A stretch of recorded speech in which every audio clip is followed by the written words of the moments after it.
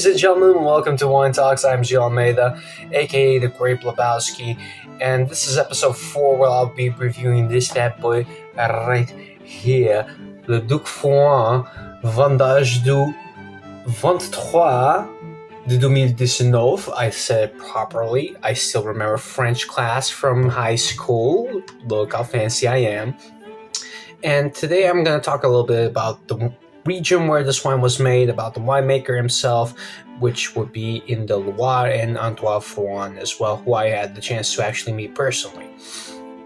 So, Anjou is basically a micro-region within the Loire Valley. It's in a location called the Middle Loire. Chenin Blanc is actually known there as Pinot de la Loire. Chenin Blanc is actually the main grape variety, so it's usually very neutral in terms of flavor profile. It can develop nuances of tropical fruits depending on the climate. It can be very much what the climate demands it to become, essentially. It's a very adaptable grape variety that has been, since then, exported all around the world, mostly by Dutch sailors around the 16th century. However, before the 16th century, the grape variety was already making news, making headlines at this point, roughly around the 9th century even. A lot of philosophers, a lot of news covering people, words. I know English. I promise you I do. A lot of people were already talking about the Loire Valley as a great region for winemaking for eons. The soils are very rich in terms of schist. Schist is one of those rocks that you really want to have in your vineyard because it allows for more drainage. If you have more drainage, then there are less chances of the vines developing diseases. It forces the vines to go deeper, blah, blah, blah, and they become stronger. Apes, strong. Grapes, vines, strong. Together, strong vines. And in result, strong wines. That's a thing that people say. I am not a robot. How dare you? Also, I cut my hair. This will be the last time that I'll ever mention it. So, guys, I'm about to taste the wine. About also the Fouan family. I hope I'm pronouncing it correctly. I actually met the winemaker personally during one of our wine tastings at Nova Mars here in Amsterdam. Amazing fella. He's very passionate about wine. He's already the third generation of winemakers in that particular region. Also, a couple extra informations. Hopefully, good English, whatnot. You get the point. This is actually an appellation d'origine contrôlée of Anjou. Anjou has been always kind of connected, like I mentioned before a little bit earlier. It's in the middle of the valley. This is actually produced in the north center of France. So far, I've been talking about wines from regions, from places that don't feel like they're from there. I promise you, Loire feels incredibly French. The history is completely there. The chateaus, the magnificent European-style ginormous castles. It's a breathtaking region, and it's considered by many, specifically if you're a wine lover, it's a microcosm of wine because they can make everything there. From holy rod wines, sweet wines that are made from holy rod, which I'll talk about it later. Ooh, foreshadowing for another episode. From red wines without oak aging, sometimes with oak aging, then make Pinot Noir. Sometimes you can even find Pinot Noir there that doesn't feel like Pinot Noir. That's probably an interesting episode all in itself. This is the third generation already. They love wine, and this is why I really wanted to review this wine and why I wanted to talk about it. Because they look at wine the same way that I do. Wine is for everybody. Wine is above being a snob or just being, oh, I know this, I know so much about geography. Look, I had fourth grade geography at one point in my life. They're not about that. They make you feel welcome. They make it less complicated. And then, of course, you have an asshole like me who's about to make it way more freaking complicated. Anyway, let's check out this wine. So this is a late harvest. That means that they allow the grapes to stay in the vineyards for a little bit longer than normal. This allows the grapes, of course, to accumulate more sugar, And if you accumulate more sugar, you can expect a little bit something with a bit more of a kick to it, a little bit more of a Shoryuken. zeg maar. And so it's very much, you can expect something already in the style of the Sylvaner from the first episode. It's very in that style. Also, this is why this is going to be the last episode for a while until I come back, because I'm going to get a new camera, check on new backgrounds, see where I can actually record and whatnot. So this is the last one. And to finish it off, it's been mostly white wine. So we're going to switch a bit more to the reds. I had one red with Alicia. I'm going to give you more in a minute. So guys, without further ado, also I mentioned that I got a haircut. It cost me $10. I did it in Portugal. It's amazing. If we need a tip, you should tip your barber. Tip your barber if you haven't. How dare you not tip your barber? You unsensitive human being. You should tip your barber. Tip him. They do amazing work. So guys, without further ado, I'm going to fill my glass a little bit. Oh, look, it's hesitating. He doesn't want to go into my glass because he knows he'll be drunk. Still went there. And I'm about to put on my glasses because even though I no longer have the long hair, that wasn't the gimmick. But here's the gimmick. That was creepy. So, without further ado, let's review the wine. Again, the body of the wine, we're talking about a Chenin Blanc that also aged a little bit in oak for 1 year. So you can tell that the color is indeed a deep golden color. You can already immediately know that this is going to be rich on the palate. Let's see how it feels. Loire Valley wines in general tend to have a very chalky minerality tones. So I'm already expecting some, and I already had a little bit of this. Yes, of course I did. I love you so much I couldn't resist before we were on camera.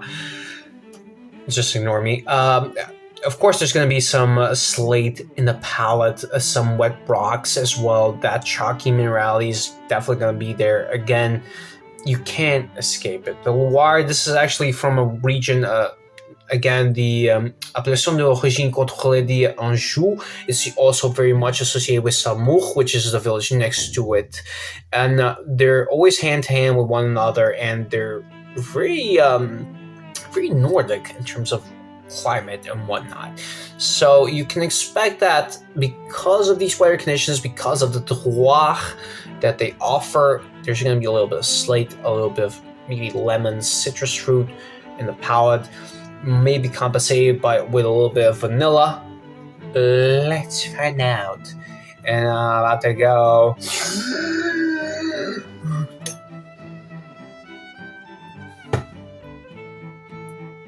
That was an overreaction, if there ever was one.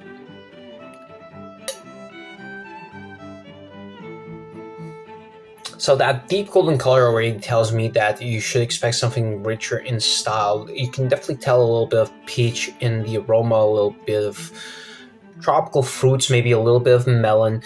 There's still a little bit of lemon also in the flavor profile, mostly like a really ripe lemon. I cannot detect any kind of mandarin or anything like that, but that doesn't make that much of a difference. A little bit funky. Bring in the funk. But somewhat of a funky aroma, and that probably derives a little bit from the oak aging in the wine as well. It brings more complexity, makes it a little bit funner. It's a fun way to describe the aroma for wine, by the way, when it's funky. It just sounds fun. Sometimes I feel like people take it in a very negative way. However, it just makes it, to me, I hear funky aromas, I'm like, I likes me some funk. So to me, this is already quite an enjoyable experience just by sniffing it. Let's go one more time.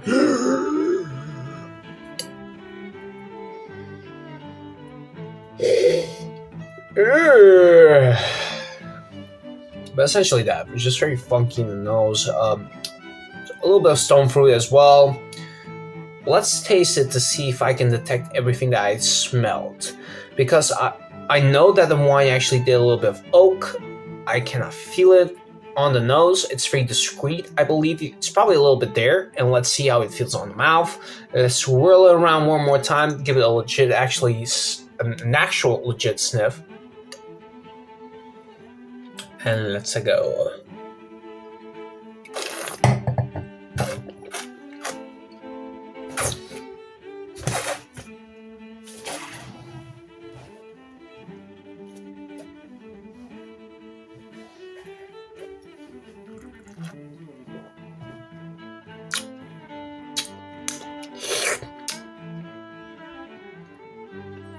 There is a very discreet nuance of vanilla that you can feel it in the aftertaste specifically.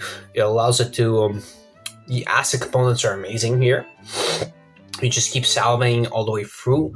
However, it still feels very rich in the mouth, very full body. Again, very similar to the Sylvaner, but I gotta say, it's using wood in wine tends to be a very controversial thing sometimes because some people think it's too much. It got way out of hand.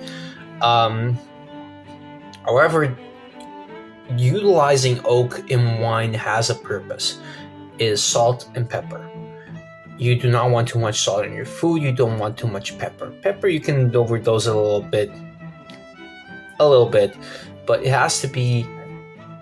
There has to be balance, and here it's very discreet. You feel it a little bit in the aftertaste.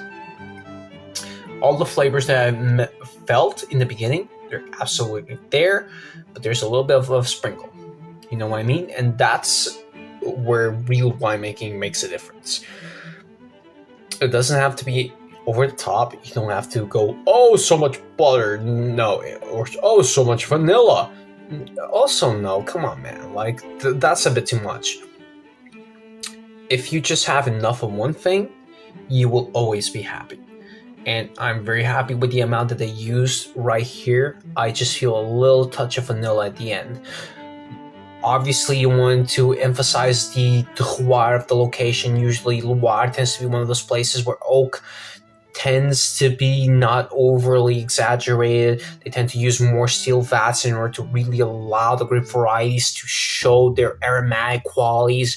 And here you feel it just right. It's the third porridge of those kids who wanted to fight bears and stuff. I don't remember their name. It was Goldilocks. She wanted to fight bears. It's a thing. I read the book. She wanted to fight those bears. Like, why would you fight a bear? But who am I to challenge Goldilocks? Like, she's crazy. She wanted to fight bears. It's a thing. Read the book. Anyway, I give this. I never gave reviews to the wines, but I give this wine like a 5 out of 5 because now I want to fight bears and stuff. So it's a good wine.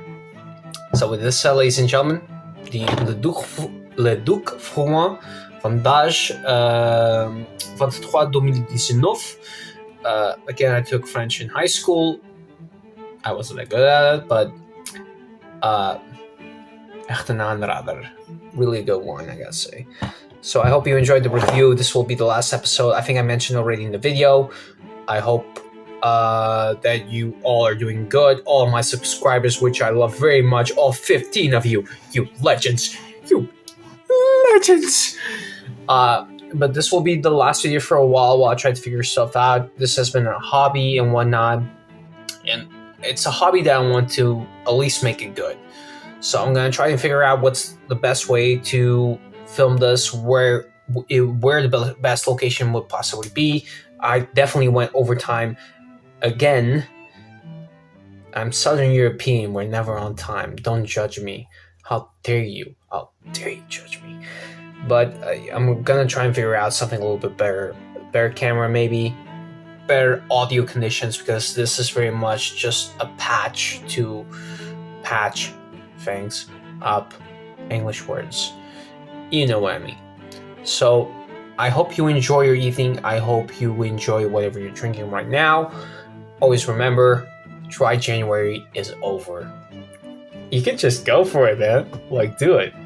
So with this said, I have been Gilles Almeida. I am the Great Lebowski with the short hair. I don't look like the Big Lebowski anymore, but still, the fun is still there and the love is still there. I hope you have a lovely evening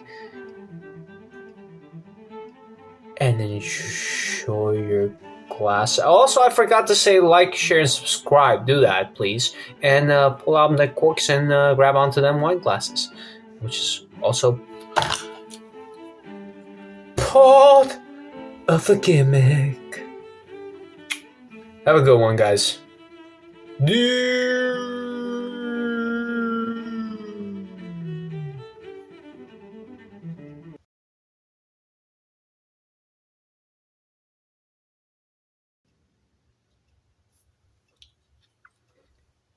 So what's going to be the thing for episode 4? I'm talking to nobody, by the way. There's nobody here in the bedroom. Sorry, episode 5. What should episode 5 be about? Or should I start a new thing? I see foreshadowing. Is this a post-credit thing? Remember the Avengers. Yeah, it's a post-credit thing. I'm probably going to do something about cheap wines. Wine is for everybody. Everybody should be able to enjoy it. You can always find good wine that's quite affordable. I'll help you find it. I'll help you find it, and I'll help you find it here in the Netherlands. So this is my post-credit scene. Okay, bye-bye now. Oh, post-credit. Does this mean that I'm gonna have a cinematic universe? I can't afford that. Bye.